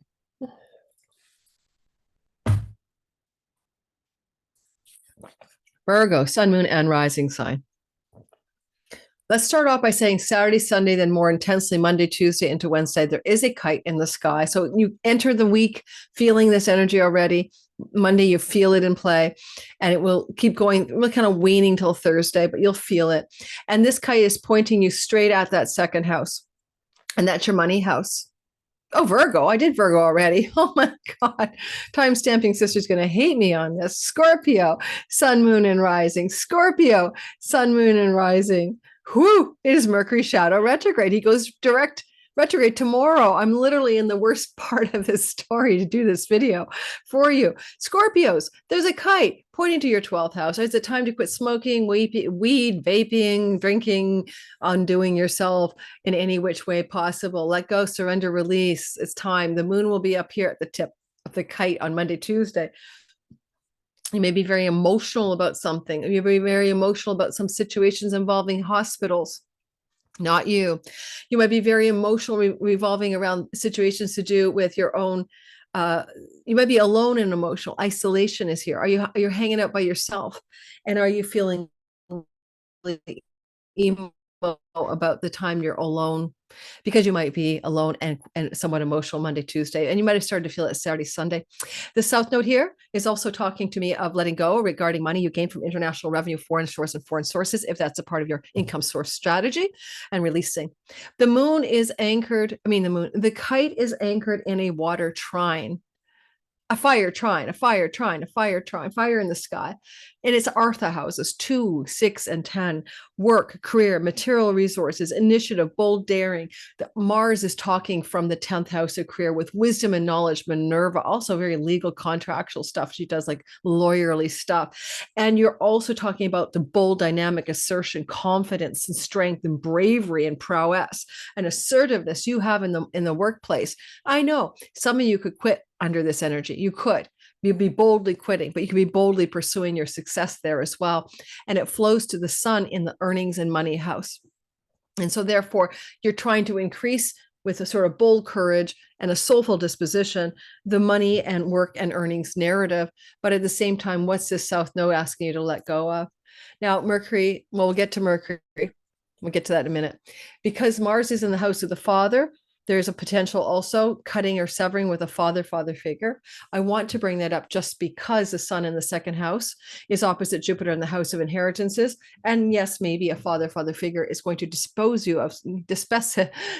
money your way in the week ahead for whatever reason. This is a house of hospitals and there is emotional turbulence here. Just some of you, please, it's general bell curve astrology, not necessarily your private story, but it's one of the ways this may play out. Be able to hold the bottom of a kite in a debt house, karmic and real. What debts do you owe? What debts do you have to pay off? Possibly you're going to be able to look at that more clearly and boldly and courageously Monday, Tuesday into Wednesday. Feeling it as early as Saturday as we head this week into this week. The kite tip is being governed by Venus in her assertion, like her boss babe, resourceful, refined tastes of Capricorn.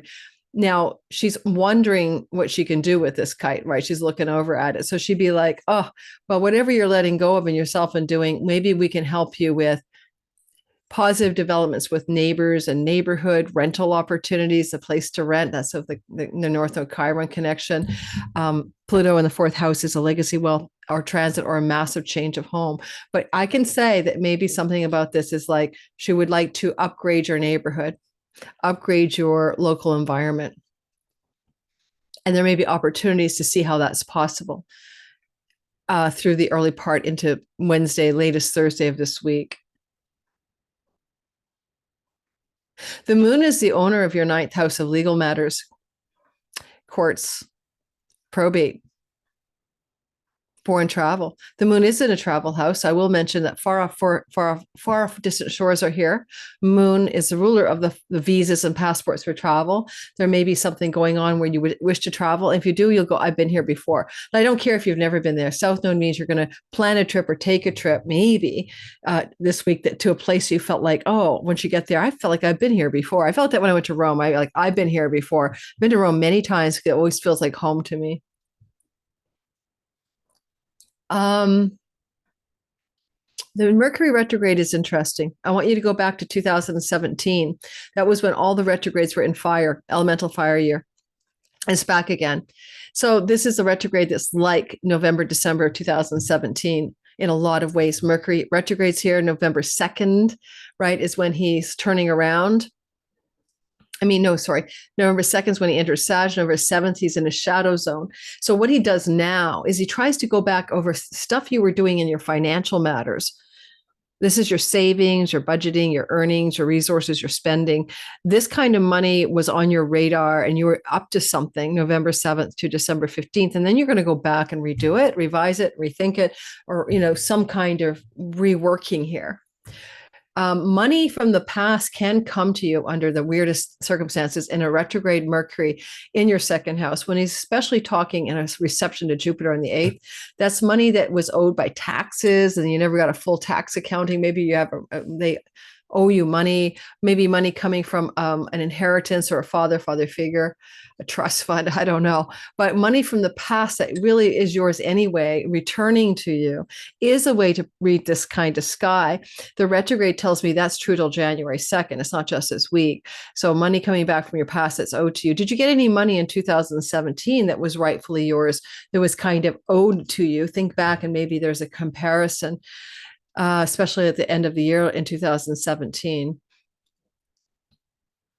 If you need to change your food style, certainly South Node and addictions and Sun Mercury here, because you need to let go of some addictive substance use through the mouth or nose, then Mercury would have you redo whatever you were trying to do and go back to try it again, things you tried since November 7th.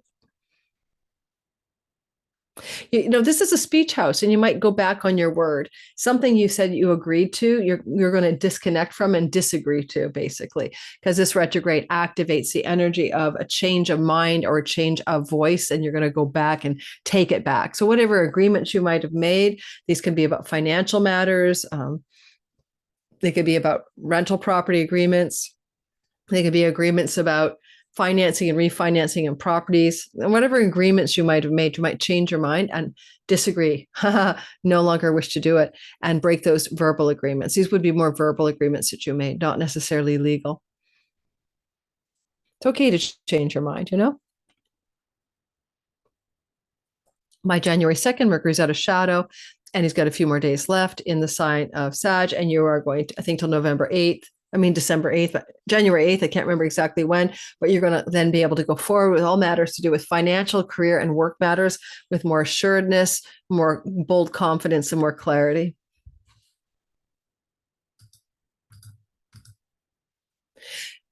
Sagittarius, Sun, Moon, and Rising. We have a kite starting out. We felt it Saturday, Sunday, but really drilling into it Monday, Tuesday, Wednesday.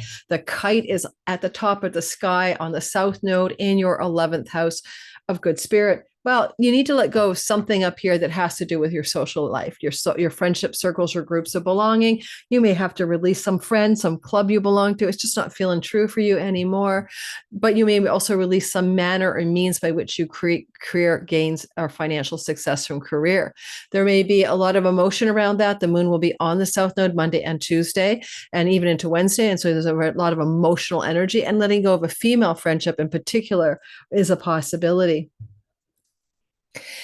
The energy of Mars for that, dynamic action and courageous confidence and strength in a combination with the sun, right? This energy is important. This is beautiful energy, and it's based in some wisdom and knowledge in the house of wisdom and knowledge. So it can be about legal court matters and going to court, but book publishing, foreign travel, visas, and far off foreign shores. You're dynamically, boldly active up here, flowing to the sun in the sign that belongs to your sun, moon, and rising. So you're really feeling a light in you. You're in your solar light in your life right now. And so this is a good time of year for you. And now all this Mars energy supports you from the 9th house. It's great for winning in court matters, traveling abroad. It's great for getting a dynamic, passionate action going in an educational project or higher educational endeavor, especially with the knowledge, getting your essay done, wisdom and knowledge goddess, getting your book published for sure. Authorship comes with Minerva and Athena. So there's that, or getting your book to take off or traveling on a book tour. I don't know. You tell me.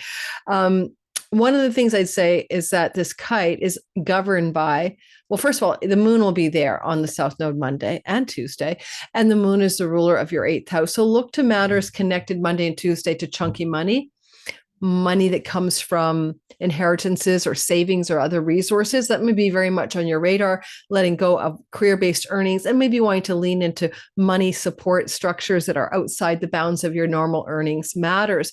And that's doubled down with Venus in the Capricorn part of your sky. That's also money, earnings, savings, and resources. And she's looking at this as well as the deity lord of the kite tip. So I don't know, maybe you're really letting go of relying on money that comes from those inheritances, and you're starting to really lean into some hustle and procuring your own financial resources. The North Node is in the house of entrepreneurship. You get your hustle on, creativity, even children, and maybe, Venus, yeah, South Node, well, grandchildren. This is also connected to children and grandchildren themes. And so maybe there's some major breakthrough news about your children and grandchildren, but not just news, more like Mercury retrograde, by the way. You thought that your kid was pregnant, but now you find out they really are. I don't know. But that is kind of in the sky here as well. But it's a big flow. And the energy of 1, 5, and 9, this is flow to do with your dharma, your meaning and purpose, your wisdom and knowledge, and your vitality and fun and joy and spark of creativity in this life.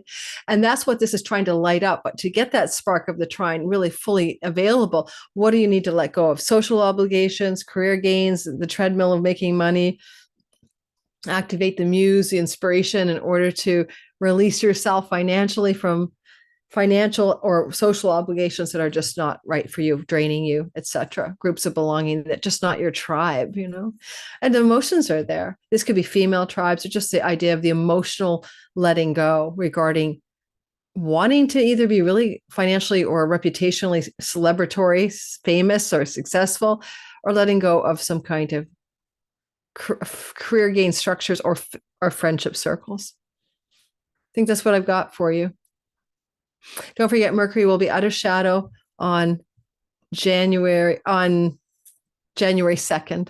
And so a lot of this stuff, November 7th to January 2nd, in the house of your identity. What are your ideas? When Mercury retrogrades, right? He's retrograding and he's asking you to consider November the 7th to December 5th to November 25th. What were you thinking? What were ideas did you have? What were you communicating? What were you ideating? And he's in his joy here. He's strong. And now he's going backwards and you're rethinking it. You're like, I'm not sure about that. I need to rethink this, basically. So you're going to rethink something that you've been up to, and you're rethinking it through till December 15th. And then you're going to go forward and be fully in full gear after the 2nd of January. Mercury is talking to Jupiter. And in that regard, there's a nice mutual reception here. And Jupiter would be like, are you rethinking your relationship to your audience, legal contract agreements, significant long-term love relationships? I mean, in this case, Mercury retrograde could put you in touch with somebody you dated before or were in a relationship with before. Jupiter's retrograde in the house of relationship. The North Node is activating in the house of romantic love, where there's some chironic wounds. Some of you may go back into connection with, rethinking, and then going back to recommunicate with some longer term relationship partner or dating partner.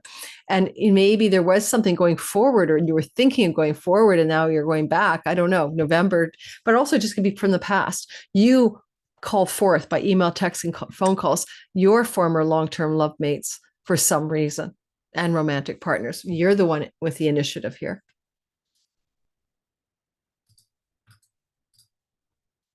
Capricorn, sun, moon, and rising sign. Is this video 3 hours long?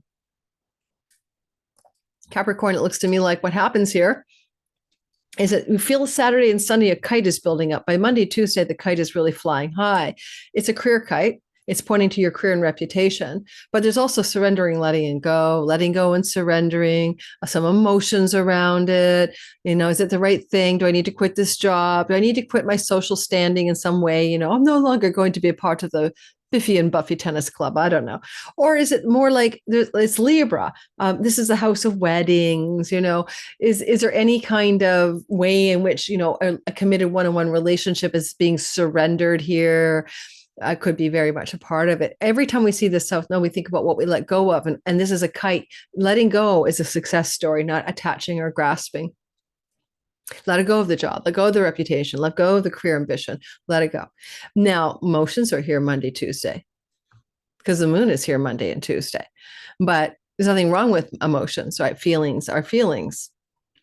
These are the energy here Monday and Tuesday at the tip of the kite with the moon ruling the 7th does indicate for some of you, you might be looking at, is this time to let go or surrender or release a long-term committed love story? If you have one, this is sun, moon, and rising, but I think this is more true for rising sign caps, sun next, moon probably last. All right. Your energy here of the kite is that dynamic strength, fighting spirit, bravery, and prowess. Mars in the house of secrets, occult mysteries, but chunky money and shared resources with another, flowing in a beautiful fire trine to the sun in the 12th, and of course the north node in the 4th. Now, this could definitely bring you financial opportunity underneath all of this kite, connected to foreign places, foreign shores, home and homeland. There can be some kind of time here where the kite is ruled by Venus in the house of you can see the tip of the kite and you know what you want: refinement, resources, wealth, steady love, lasting love, enduring love. You're thinking of life that way with the Venus archetype in your sign. You look up at the top of the kite and go, I want that, but I need to also surrender something, let go of something in order for my wants to be true. And the moon is the ruler, as I said, of the marriage house. And this can look like some really significant reorientations towards long-term committed love stories, especially fated and destined ones. South Node stuff. I think wisdom and knowledge Athena is very legal here. This will be looking at legal financial matters to do with money, inheritances, family of origin, money from far off foreign shores and distant lands than the one you were born in. That, and really looking at the logistics and legalities of these sorts of monies, including taxes and tax structures. And what about Mercury? Mercury's retrograde. And Mercury is going to be retrograde. That's why we're doing this video Monday. And he's retrograde the 25th to December 15th. And he's retrograding over territory he traveled in his shadow November 7th to November 25th. So what were you doing November 7th to the 25th that had to do with foreign people, foreign lands, and foreign shores? Self-undoing and addictions and bad habits and patterns. This is 12th house stuff. Secrets can be here, and ideas and things you were doing alone in your inner realms, your dreams at night. This is your dreams at night too. And Mercury is a dream messenger. So what kinds of dreams November 7th to December 15th are coming back for revision? I don't mean daydreams, I mean nocturnal dreams. Mercury here is highly, highly magical. He's reaching out to your soul. He wants you to have a spiritual liberation if possible. 8th house is a spiritual liberation house. 4th house and 12, moksha. This can be a big spiritual awakening with K2, the south node at the top of the sky, indicating that you can possess a huge amount of spiritual awakening in this window of the week ahead. Okay. But the Mercury retrograde is really asking you to go back over old spiritual ground that you've traveled already, especially since November 7th. If you travel at all during this time, and some of you may get on the road or in an airplane to travel, you're traveling because of Mercury retrograde to places you've traveled to before, trining the south node, trining the 4th house, maybe back to your hometown, homeland, back to places where family of origin people exist or reside. Those sorts of travels are more likely to happen here. Mercury is opposite Jupiter. So in the retrograde, he's talking to Jupiter in his house and vice versa. This is called a mutual reception. And maybe he's like, Mercury's like, oh, is it time to change my relationship to debts and money debts and indebtedness? Or is it time to find some sort of deeper purpose in the way I wish to serve the world? These are things Jupiter could ask in the 6th house, right?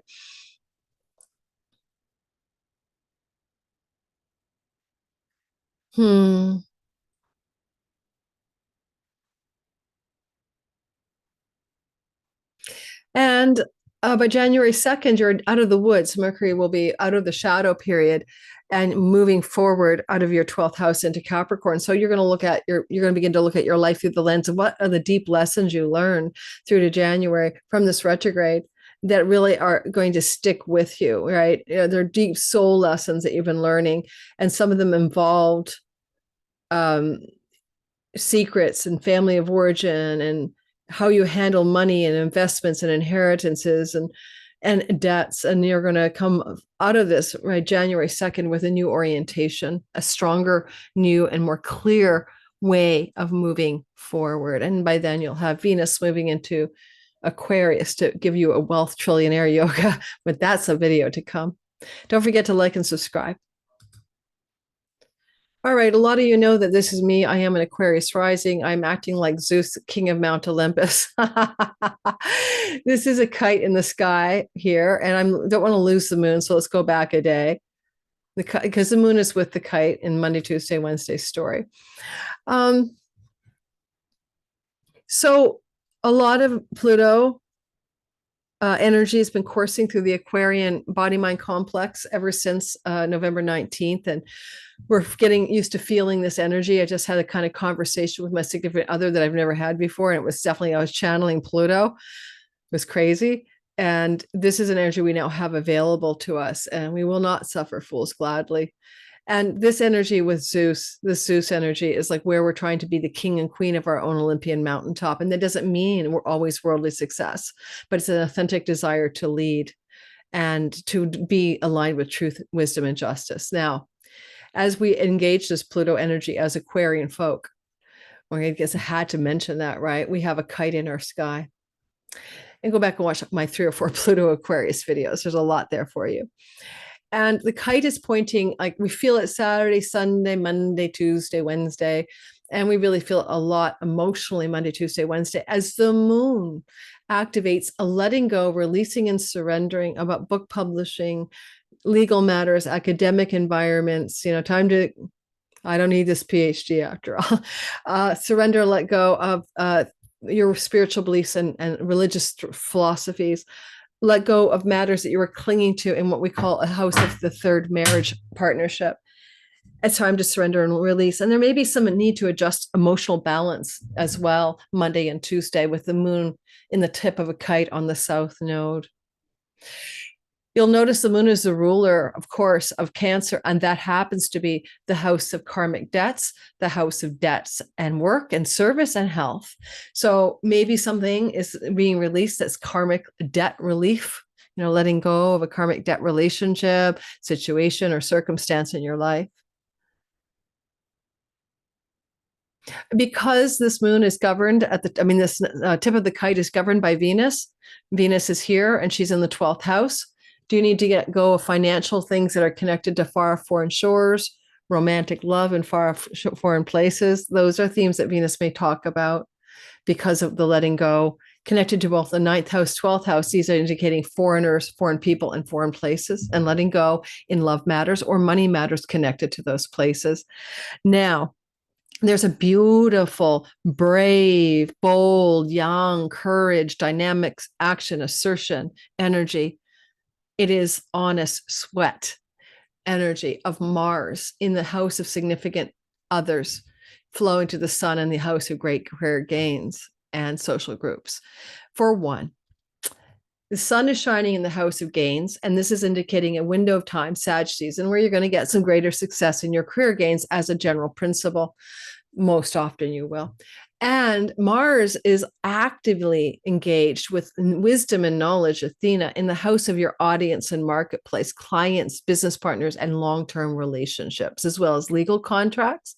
So you might get a legal contract connected to a publication situation. You might get a legal contract connected to a writing project. You might get a legal contract connected to a career gain. These are ways it could look like early this week. But with Mars being so beautifully bold and ambitious, and we'll talk about his retrograde back into your retrogrades December 6th. We'll talk about that when we get to it, like in my next video. But for now, he's in direct motion. So where this week are you trying to go into direct motion through engaging an audience, a client or a marketplace or a significant other, and leveling up to some greater career gains as a result? This could be involving social engagements with other people as well, being a great positive energy for you Monday through to Thursday even. I like that as well as a delineation.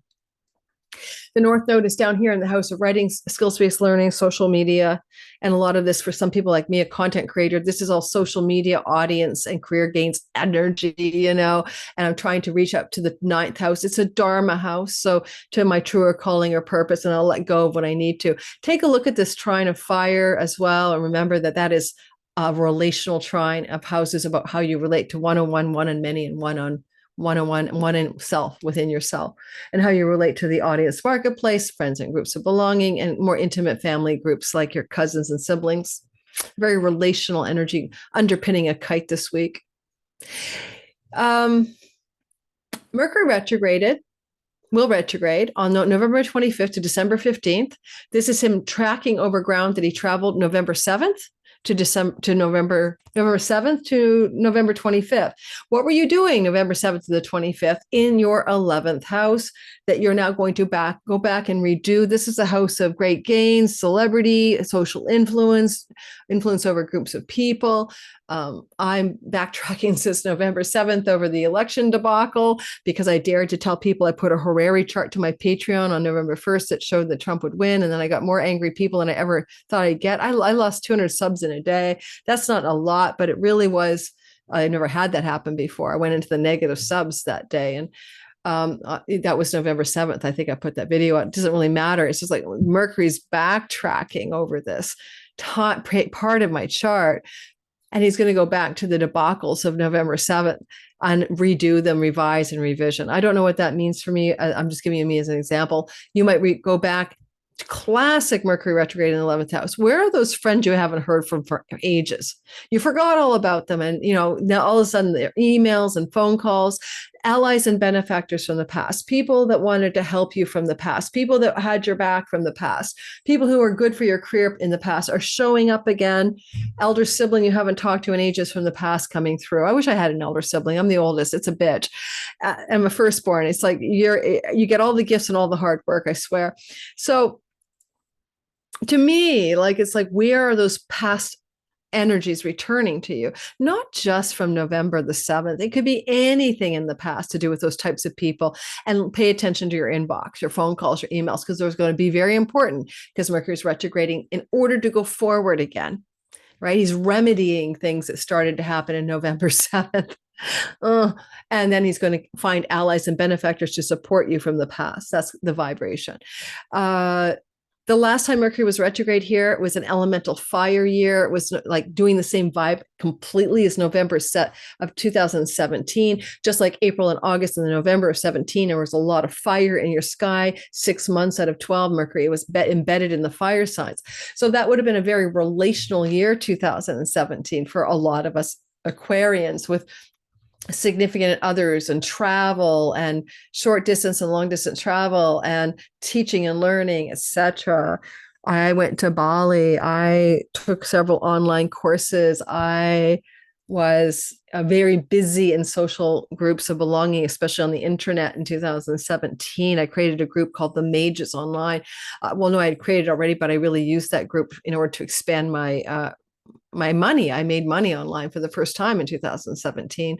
So tell me how you guys can remember 2000 in the comments. How does this remind you of 2017's elemental fire year? We're coming to the end of 2024 as elemental fire year. And the reason I'm bringing you that because Mercury's doing something like he did in 2017. And maybe you heard back from old friends that you haven't heard from in ages. I think I heard back from my friend Linda.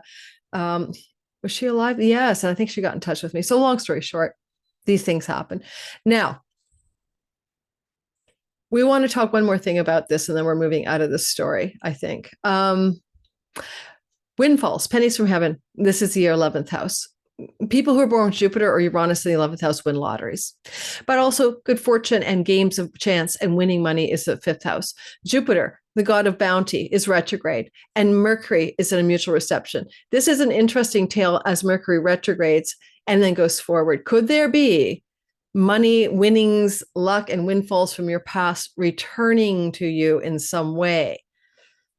And would it be money or windfalls coming from like a marriage partner, because the sun is there and sun rules the house of significant others? Not even this one, a past marriage partner. Maybe leaves you some money in an inheritance, or says, I didn't really pay my spousal support. Now I'm going to pay you all at once. So there's weird ways that feels like a windfall could come in sideways for you. And Mercury rules the house of inheritances as well, and shared resources. So there's just a way there can be a bit of a splash of a windfall during this retrograde. And again, it's almost like, do you want to find the lottery ticket under the sofa? A ticket you bought before the retrograde, and then he goes retrograde and you pull it out of a pocket and you can win some money off of this. That's an example. I'm going to play the VGH Hospital lottery. I played it in the past. Play a lottery you played in the past and see if you can win this time around. Those are fun stories. Uh-oh, I'm going by day. Day by day.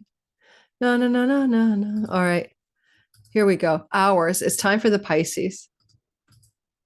Pisces, we got you. You're not the last, but you are the best. So basically, let's go for the kite and let's finish this long haul video up. You have a kite in the sky. Obviously, that's going to be a success story. That's what kites are for. Things lift up, things lift off, and you can get high, high, high, high, high in the sky. But this is a kite that gets high in the sky in a weird way. It's in a very dark and hidden house of the eighth house. It's very subtle. You're not going to feel this one necessarily all that outwardly, but it could bring you money, certainly. And that would be money from your spouse, or money from an insurance company, or money from, however, I'm a little concerned with the South Node, because that's also the releasing or letting go, the surrender, the disappointment around some sort of source of income, money, or resources connected to other people's money, Pisces. Maybe the social insurance checks are cutting down. Maybe the inheritance money isn't as good as you wanted. Maybe your spousal support money is sucking. So there's a letting go, releasing, and surrendering. And there's emotions on Monday and Tuesday. It's not easy. There's more emotional comportment around letting go, because to let go is to win here. And I think also the moon, as the ruling planet of your fifth house of children, can also have you indicating a letting go regarding matters to do with children and finances, or letting go regarding matters of romantic love and finances. And, the moon is a ruler of your joy, your spark of vitality, the fifth house of bringing pleasure and play and fun and innocence into your life. And that moon is in a dark place. The moon is being pulled and sucked under into the darker spaces of the eighth house, where you feel betrayal, abandonment, or shame. And maybe in the eighth house, secrets revealed that are hard, or maybe in the eighth house, deep soul work that it is excavation of childhood wounds and issues to do with your life as a child. For the moon, South Node trines the fourth house. And this fire trine in the sky that is underpinning the kite is of course in the Artha houses of your career, reputation, health, job, earnings, story. And a lot of this may be about finances and work and money, or health. Mars here can cause injury, especially with the blunt force trauma guy, Eclipses. So you might find that you're dealing with some health problem as well with this kite, and there's a need to surrender, release, and let go. If you could use the eighth house, I would go into meditation. I would go into shamanic journeys. I would go into deep soul investigations of what's going on in my life and why. And the North Node wants you to increase your own self-sufficiency, your own earnings, your own increase of your own financial wellness. And Chiron is the wound you've had around that financial wellness since 2019, making your own way financially, being resourceful in your own way financially. And this is maybe a kite that lifts off a bit to help you heal that. Venus is the lord of the tip of the kite, and she's in your 11th house of great gains, windfalls, pennies from heaven, allies and benefactors, and also the house of the sibling older than you by one. And so there may be all kinds of support coming in your life from that energy field of where Venus is sitting in a very positive, good house in the chart. Friends, benefactors, and allies are really supporting you in this time. You've had hardship. You're constrained, constricted, depressed, alone, lonely, burdened, serious, solid, sober-minded. You're realist right now. You got realism like on spades with the Saturn transit. The fishies have a backbone as well. And it's not an easy transit when Saturn goes through the first house ever for anybody, but it's a very wise and deep and spiritual crone and wise man energy that you're trying to incorporate and become significantly embedded with. What about Mercury retrograde? Well, Mercury will retrograde on the 24th, 5th of the month through to December 15th, and he'll cover ground that he already began to talk about for you on November 7th. So what were you doing November 7th to the third week of November? Because you're going to reinvestigate that.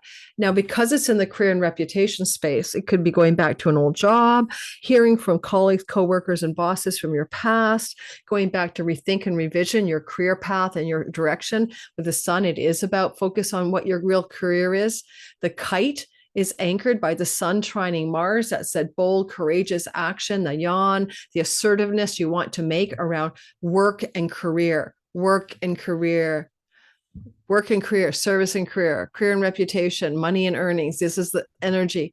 And, you have a bold, beautiful energy of wisdom and knowledge that Mars is following the lead of Athena.